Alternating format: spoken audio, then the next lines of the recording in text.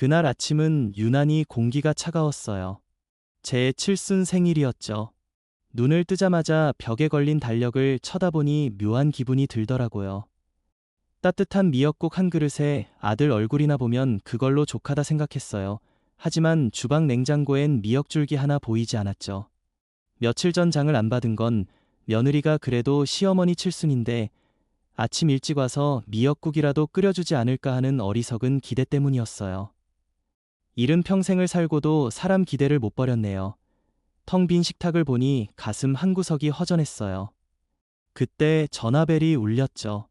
며느리 고정은이었어요. 어머님, 저 지금 백화점에 와 있거든요. 신상 가방이 하나 나왔는데 제 카드가 한도 초과가 나왔어요. 저한테 50만 원만 붙여주세요. 다음 달에 갚을게요. 아니면 어머님 건물 월세로 퉁쳐도 되고요. 순간 제 귀를 의심했어요.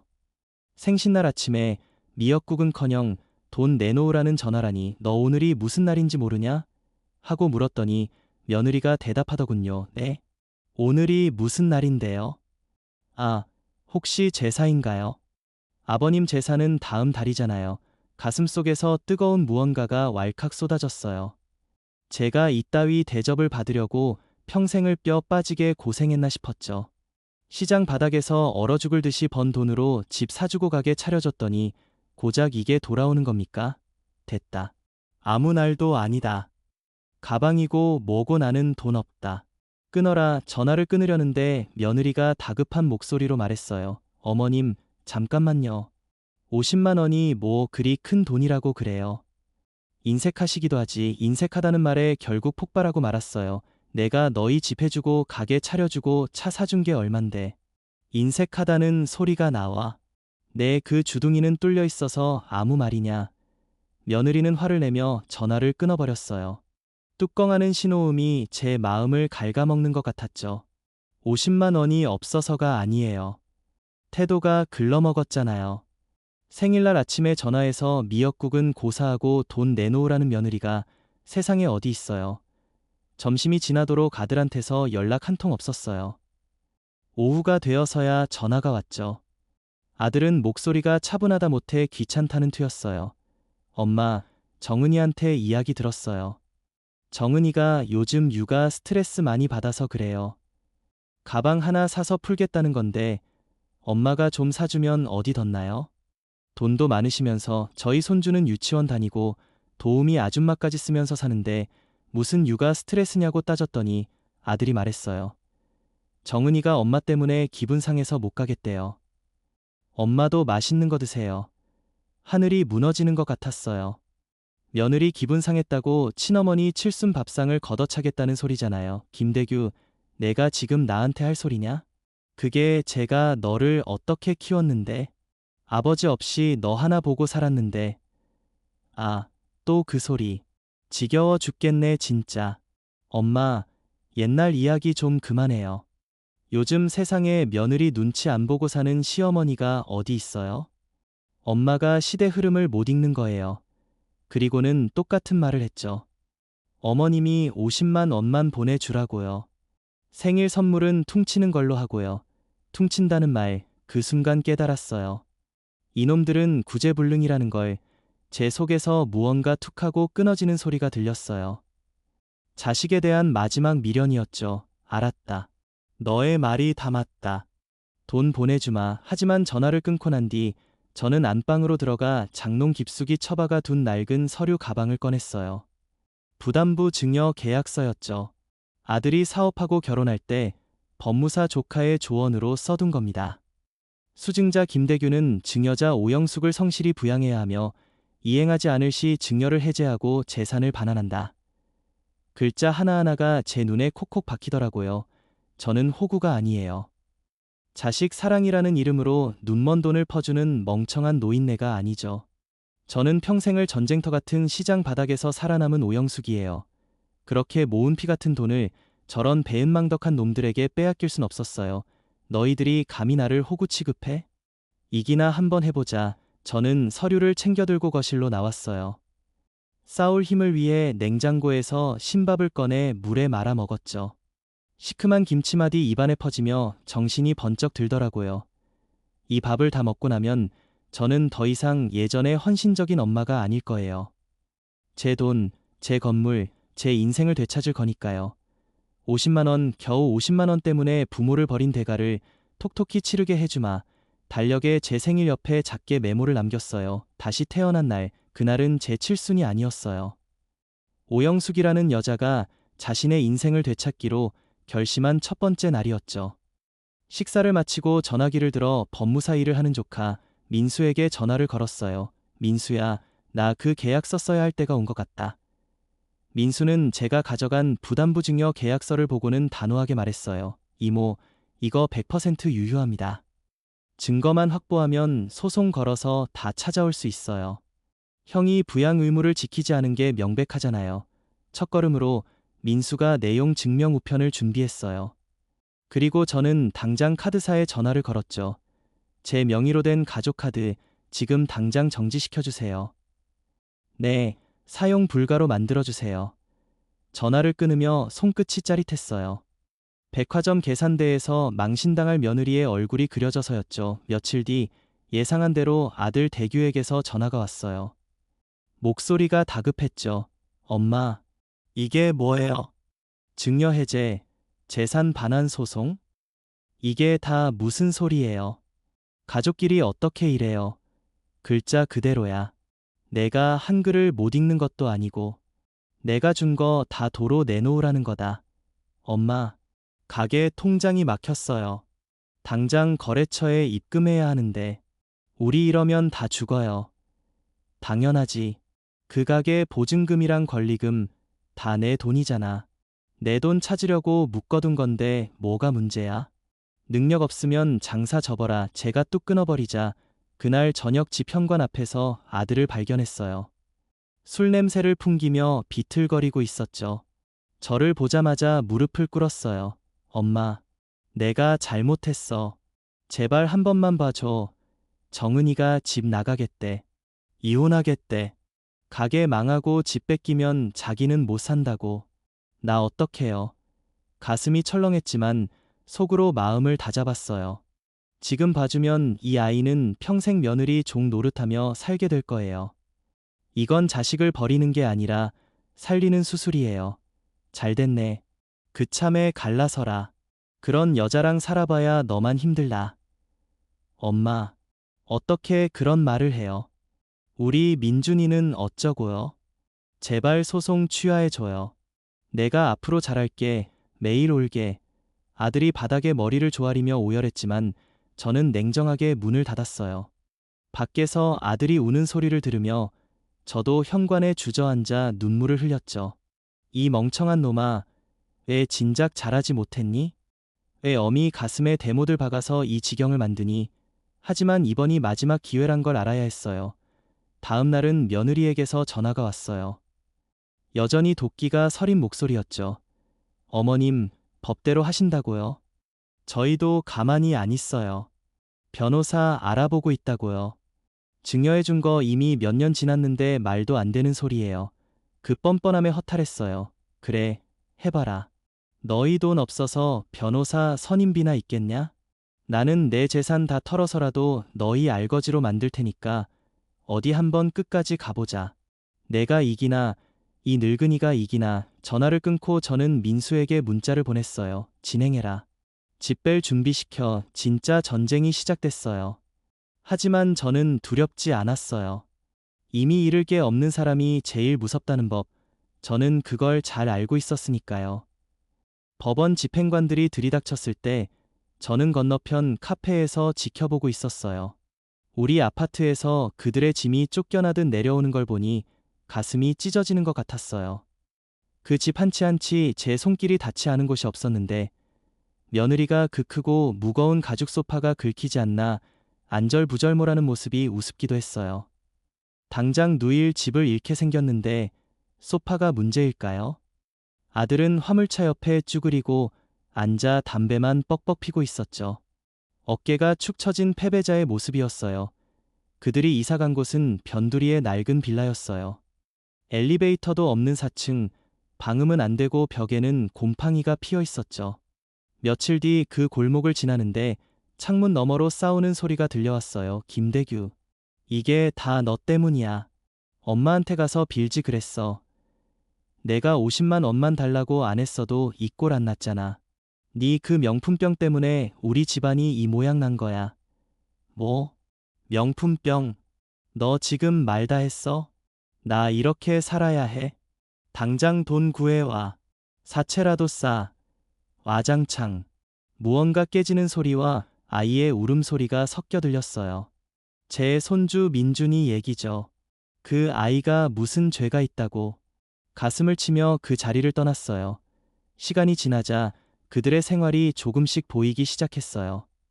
아들은 공사판 일용직으로, 며느리는 동네 식당에서 설거지 알바를 시작했대요.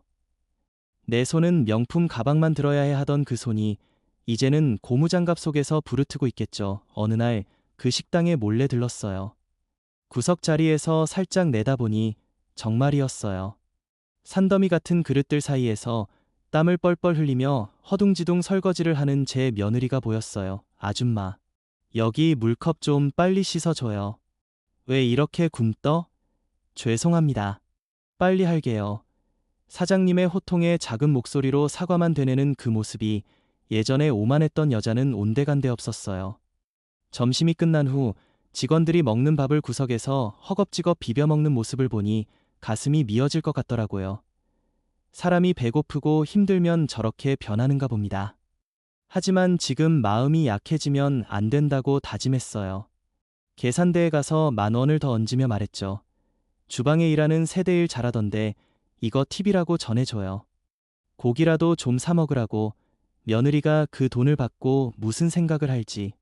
집에 돌아와서는 그 거친 손과 수줍은 고개 숙인 모습이 자꾸 눈에 밟혀 밤새 뒤척였어요. 며칠 후 며느리가 심하게 아팠다는 소식을 들었어요. 친정엄마는 제주도 여행 중이라며 냉정하게 거절했대요. 그 말을 듣고는 저도 모르게 새벽에 일어나 전복죽을 끓였어요. 보온통에 담고 해열제와 물김치를 챙겨 새벽 4시에 그 빌라 앞에 가서 문고리에 걸어두었죠.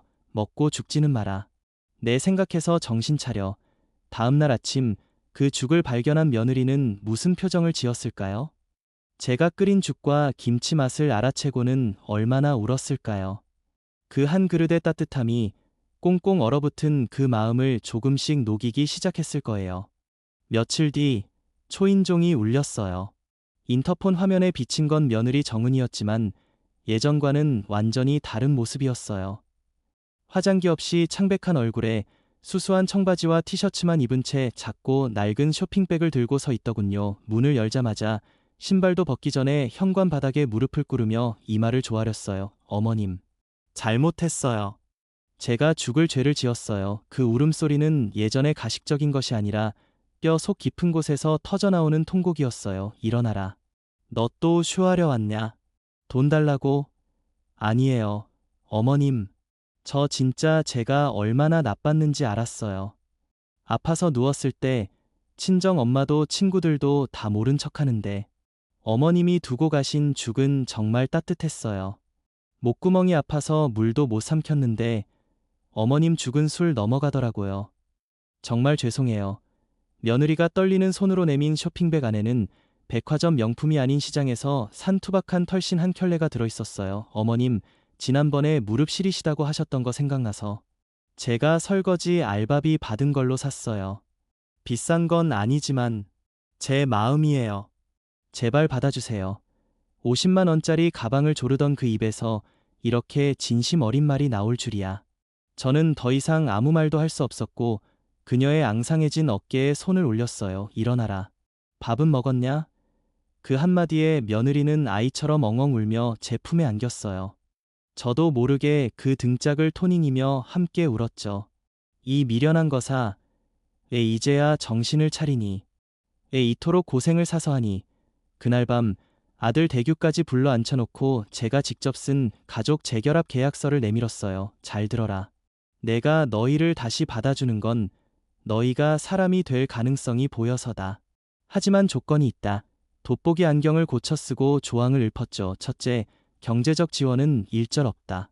너희 빚은 너희가 갚고 생활비도 너희가 벌어라. 손주 학비만 내가 직접 이체한다. 둘째, 매주 주말마다 와서 청소하고 밥해라. 와서 밥만 얻어 먹고 가는 건 안 된다. 셋째, 예절 교육 다시 받아라. 말버릇, 행동거지 하나라도 거슬리면 그날로 아웃이다. 아들과 며느리는 군말 없이 고개를 끄덕였어요. 네, 어머님. 시키는 대로 다 할게요. 그날부터 진짜 사람 만들기 프로젝트가 시작됐어요. 주말이면 며느리는 걸레질을 배우고 제가 보는 앞에서 김치 담그는 법을 익혔죠. 처음엔 접시도 깨고 양념도 쏟았지만 짜증내지 않고 땀 흘리며 배우려는 모습이 기특하더라고요. 어머님, 이거 시금치 나물 무칠 때 소금 이만큼 넣으면 되나요? 아니, 조금 덜어. 그리고 참기름을 더 넣어야 손맛이 들어가지. 아들놈도 정신 차리고 일하러 다녔어요. 주말이면 와서 제 어깨도 주물러주고 말동무도 되어주었죠. 돈이 없어지니까 오히려 서로의 말과 손길이 더 소중해지는 아이러니한 상황이 펼쳐졌어요. 어버이날 아침, 며느리가 장바구니를 가득 들고 찾아왔어요. 비싼 재료는 아니었지만 정성스레 준비한 밥상이었죠. 된장찌개 냄새가 집안을 채우자 비로소 사람 사는 집 같다는 생각이 들더라고요. 상 위에 하얀 쌀밥을 올리며 며느리가 말했어요. 어머님, 쌀밥이에요. 갓 지은 거요. 지난 생신날 신 밥 드시게 한 게 너무 마음에 걸려서 꼭 제 손으로 따뜻한 밥 한 번 지어드리고 싶었어요. 국물 한 모금 넘기는데 세상 어떤 보약보다도 달콤했어요. 50만 원짜리 뷔페보다 이 한 그릇이 1000배는 더 가치 있게 느껴졌죠. 그 국물맛 깊숙이 며느리의 진심이 배어 있었으니까요. 그래, 맛있다. 우리 며느리 이제 하산해도 되겠다. 아주 훌륭하다. 며느리의 얼굴이 활짝 피어났고 우리는 소박하지만 그 어느 때보다 풍성한 식사를 했어요. 웃음소리가 끊이지 않았죠.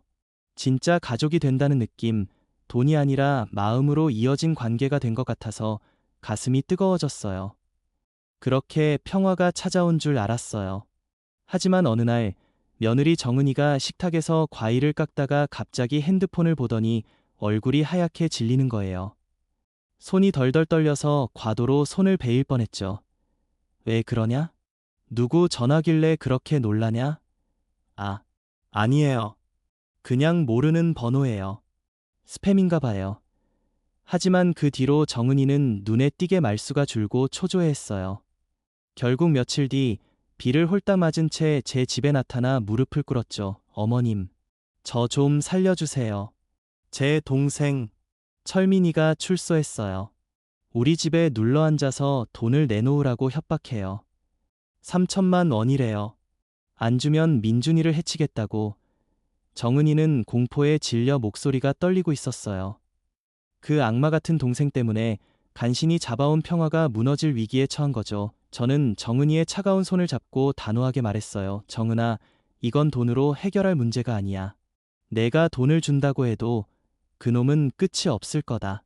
이번 기회에 아주 뿌리를 뽑아버리자. 저는 즉시 흥신소 사장님에게 연락해 동생 고철민의 모든 정보를 파악했고 계획을 세웠어요.